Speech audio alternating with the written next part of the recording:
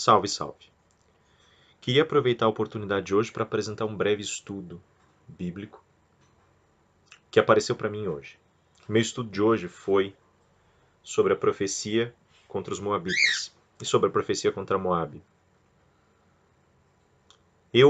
Todos os dias, eu pego algum estudo aleatório e vou fazendo, além dos meus estudos normais. E hoje esse estudo caiu para mim. E algumas coisas me chamaram a atenção nele. Tem duas pontas aqui para mim nesse estudo. A primeira dessas pontas é a própria previsão feita para os Moabitas e a história dos Moabitas. Moabe, que seria a origem dos Moabitas, ele era neto de Ló e ele nasceu de uma relação incestuosa de Ló com a sua filha mais velha. Por que aconteceu isso?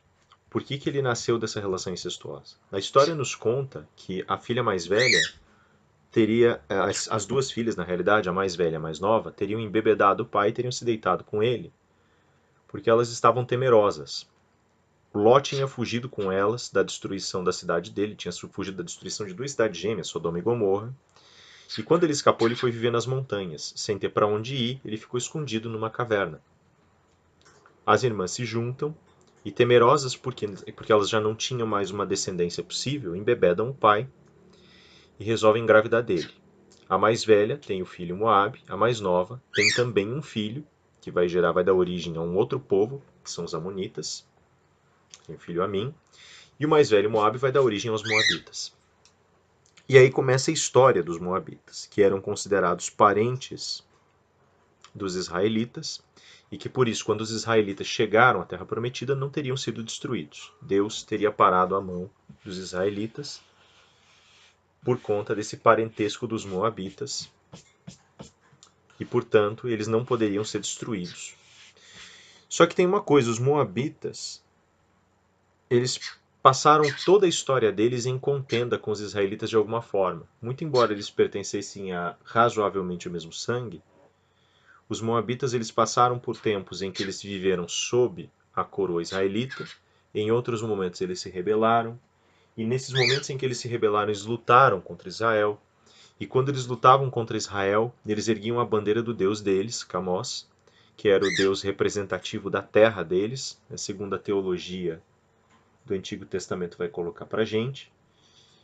E a oposição entre esses deuses demonstrava, por isso mesmo, uma oposição entre os lares, entre os lugares desses indivíduos.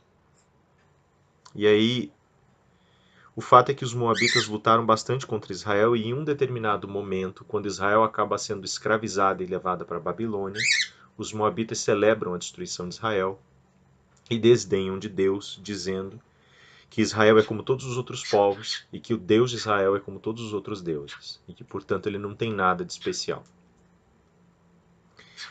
Assim, esse estudo apareceu para mim e eu fiquei meditando sobre ele em algumas partes, sobretudo, em algumas partes desse estudo, sobretudo. Eu li outras pessoas que estudaram esse mesmo texto e fiquei pensando sobre o significado desse texto. A primeira coisa que me aparece é justamente o fato de Camós ser a representação viva do lar dos moabitas.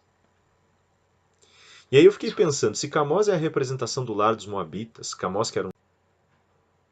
É certo, eles tinham o sangue do povo escolhido, do povo, né, que Deus queria para si. Não pertenciam exatamente a esse povo, eram parentes próximos. E por isso eles tinham, talvez por isso eles tivessem sentido essa misericórdia de Deus, essa piedade de Deus. Mas se o nome de Deus e se venerar a Deus representa o espaço que a gente chama de lar, se Deus é o nosso lar e se Deus se torna um com o lugar de nosso acolhimento, então todas as vezes que nós fazemos alguma coisa viciosa, ruim, todas as vezes que nós falamos mal do nome de Deus, nós conspurcamos o próprio Deus e conspurcamos o nosso lar. Os nossos maus hábitos, eles ferem a Deus. Deus, evidentemente, não vai perder a sua perfeição pelos nossos erros, mas se nós somos como os moabitas e se nós agimos em contrariedade a Deus, então nós estamos denegrindo a imagem do nosso Deus. Nós estamos mostrando algo que não é o nosso Deus. Eu acho bonita a metáfora porque ela representa uma inversão daquilo que é dito pra gente quando a gente estuda, como cristão, o significado de Cristo na nossa vida. A gente entende que nós somos o lar da nossa alma, que nós somos o lar do Espírito Santo e que nós recebemos Cristo na gente. E que quando nós recebemos Cristo na gente, nós morremos para o mundo e nascemos para a vida com Deus. E aí Cristo passa a viver através da gente. E agora nós buscamos abrigo em Deus, segundo a metáfora dos Moabitas, segundo a história dos Moabitas, segundo a história dos israelitas perante os Moabitas. E por isso nós precisamos estar puros para ingressar nesse espaço. Então essa é a primeira coisa. E a segunda, na verdade, vem ligada à primeira. Eu achei um estudo muito bacana em que o estudioso se refere à questão dos Moabitas da seguinte forma. Vejam que os Moabitas celebraram a miséria dos israelitas. Vejam que os Moabitas desdenharam o Deus israelita, o único e verdadeiro Deus. E por isso queriam colocar Camós acima de Deus. Isso é interessante, isso é curioso, porque quando o Moabita fala contra, quando os Moabitas falam contra Deus, eles estão fazendo aquilo que nós mesmos fazemos no momento em que nós aviltamos o nome de Deus com as nossas condutas errôneas, com os nossos sacrifícios errôneos. E o fato dos Moabitas terem feito isso, segundo o estudioso, levaria tecnicamente à sanção, à punição que eles sofreram. Os flancos do país teriam sido abertos e as cidades, uma a uma, seriam depois enumeradas, porque teriam desabado, teriam caído e o desaparecimento dos Moabitas teria se insinuado. E aí, por conta disso, essa destruição que se deflagrou, essa destruição que apareceu, ela teria sido o resultado inevitável desse maldizer. E não só desse maldizer, mas também dessa celebração íntima da miséria alheia, dessa celebração íntima da miséria de Israel. E aí duas outras perguntas surgem. Primeiro, o que significa esse maldizer? O aviltamento que é interessante aqui não é o aviltamento de simplesmente colocar Deus no mesmo nível que os demais deuses, o que já é em si um aviltamento, é claro, mas eu quero crer ele também funciona para demonstrar essa característica idólatra dos moabitas, essa elevação dessa figura de Camós, essa opção deliberada por um lugar que não era o lugar mais santo e mais verdadeiro, que é o lugar de Deus. E num segundo momento, a figura do Moabita também traz para nós, nesse caso, uma outra ordem de preocupações, qual seja, por que alguém efetivamente se satisfaz na ruína do outro? Isso me faz, na verdade, lembrar uma série de estudos que foram aparecendo, e isso nunca é coincidência, eles foram aparecendo ao longo de todos esses dias, nas minhas folhadas aleatórias de texto, e notadamente os estudos de provérbios começavam a falar sobre a construção da figura do ímpio, a figura do homem que não tem piedade, que não tem compaixão, a figura do homem que tem o coração duro para Deus. E a figura desse homem apareceu de uma maneira muito curiosa, justamente como uma figura que se contenta nas injustiças, que se beneficia daquelas leviandades da maldade e que, portanto, nesses benefícios, nesses privilégios que acaba obtendo pelo cometimento da injustiça, demonstra uma oposição frontal aos valores divinos e ao povo de Deus.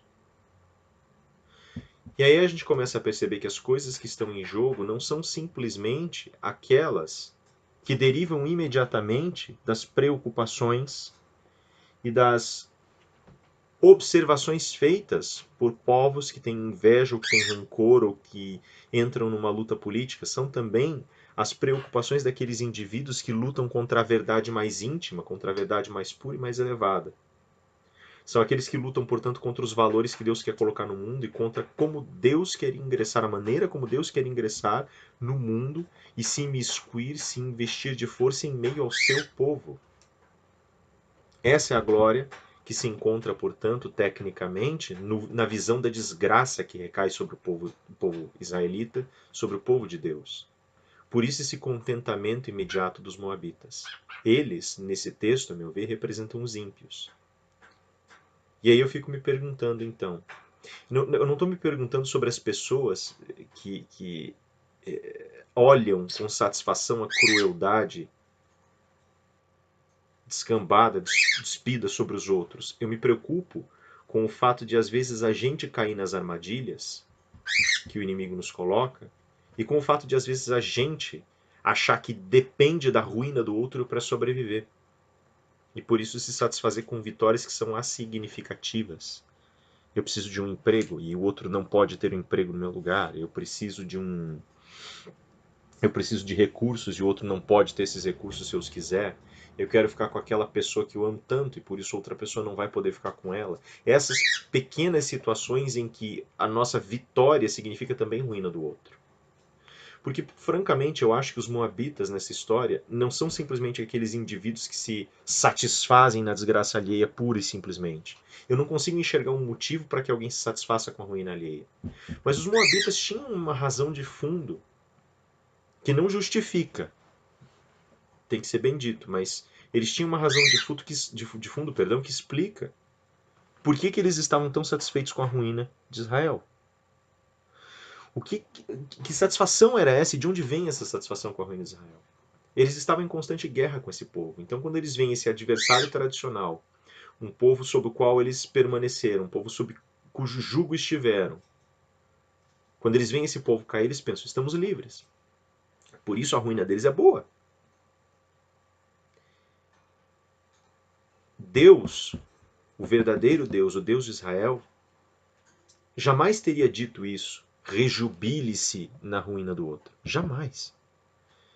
Quando Davi vê a derrota de Saul, quando Davi vê a derrota da linhagem de Saul, ele não celebra, ele lamenta. Em um outro estudo interessante, eu vi o estudioso dizer o seguinte: devemos aprender a lamentar com Deus, porque o lamento também tem um fundo de verdade, ele também resguarda em si a verdade. Porque o lamento também tem força, porque o lamento também é divino. Quando Davi lamenta a morte de Saul, lamenta a perda do rei de Israel, quando ele vence, a tristeza dele vem por essa perda. E é essa a questão. Por que o moabita não lamenta? Por que o moabita festeja quando ele vê que vence? Essa situação, essa circunstância é muito peculiar. E me parece ser justamente nela que reside o valor divino. Mesmo na derrota, mesmo nas dificuldades, somos forçados, somos dirigidos a aprender a lamentar. E mais do que isso, o lamento haveria de vir justamente porque, para que o moabita sobrevivesse, foi preciso que uma grande verdade fosse derrotada, foi preciso que o povo de Deus sofresse. Se eram parentes, por que os moabitas não entenderam que neles também residia uma espécie de chamado? Como aconteceu com muitos, aliás. Por que nem todos os moabitas partiram da terra de Moabe, abandonando Camós e ingressando no circuito específico da vida de Deus?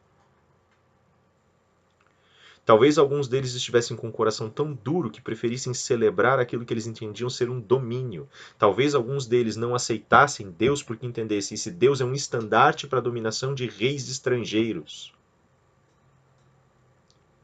Talvez eles não entendessem, afinal das contas, que o que estava em jogo não era o poder, mas a verdade mais íntima da entrega dos homens para Deus.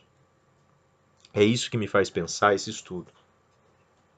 E nele eu começo a perceber então que, às vezes, nós caímos nessas armadilhas. A gente acha que para sobreviver, nós precisamos que o outro seja vencido. Muito pelo contrário. Nós precisamos entender que a verdade mais profunda exige de todos nós um tipo de união que nem sempre estamos dispostos a estabelecer. Às vezes, para a gente conseguir chegar a essa união, para a gente conseguir chegar a Deus, é preciso que a gente se renda e é preciso que a gente sacrifique algumas das nossas supostas liberdades. Se a gente fizer isso, eventualmente, já não existe mais razão para conflito. É isso.